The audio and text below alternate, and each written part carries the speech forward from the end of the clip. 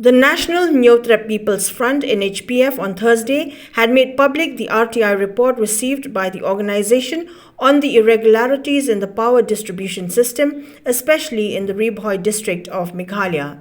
Speaking to media persons on the 4th of August 2022, the president of the NHPF, Andreas Nonkonri, informed that the office of the chief engineer of the Meghalaya Power Distribution Corporation Limited East Zone, in its report to the RTI filed earlier by the NHPF, has stated that industries in Ri Bhoi district, particularly in Umyam and Barnihat areas, have not paid the electricity bill of the past 15 to 20 years.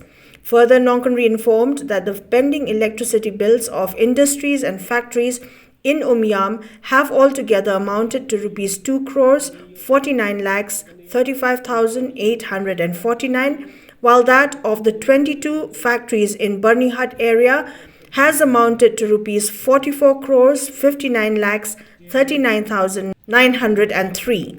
The president of the NHPF has therefore questioned the Meghalaya Energy Corporation Limited, or the MEECL, for not shutting down power in all such industries for pending bills, as it would have done to domestic consumers who are unable to make payment against their bills after the 15th day grace period.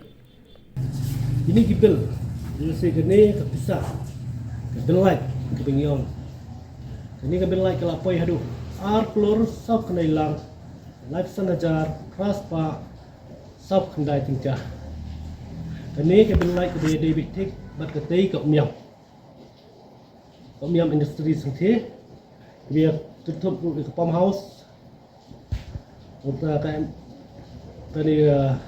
powerful lapang somen, melakot cepuk sanlang, kena hajar sispa sapun ringka, sanlang 10,000 life pak khalai tingkah idon kini terten angni haduk ke total amau jengki baru hai capai arklur sab kendai lang life sanaja raspa sab kendai tingkah kabiyadai berkemiam te kabiyadai pat bertani ke berni apok berni ini idon haduk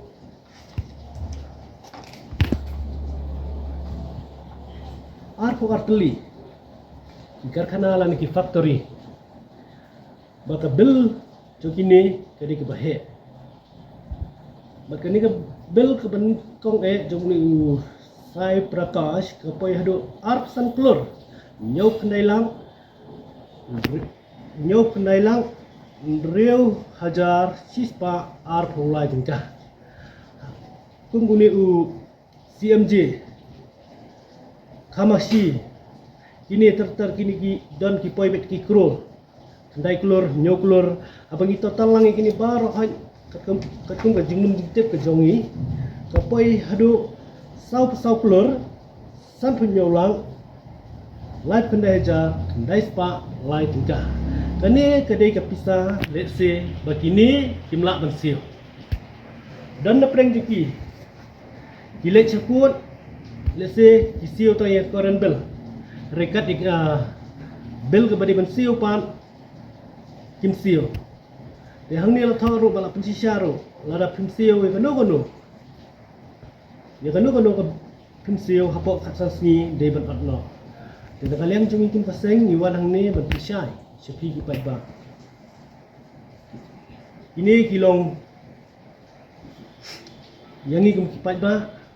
Let's say kan yang ini kepai ba inong senong ngene senong ke jongi lada mangi ipai ba ngim siu ye kena bil ane ngim clear ye kena bil lada kalong katno ru sanspa ane si hajar hajar lada ngimlak bersiu lada kalong buat aduk sipa wajar ro na kalian juga MEECL dan MESCB yang ini kiwan ban adno yang kalai hari balai pat ikini kiwai haduk kat ni klor ini kini ki factory ki badan hang ni apa Ri Bhoi ke jongi pentum naduk ke Umyam haduk ke Berni area ki khamsio kun ka jing tip ki jongi kani ka bel ka ayat menta la ba kumba khatsan aposnan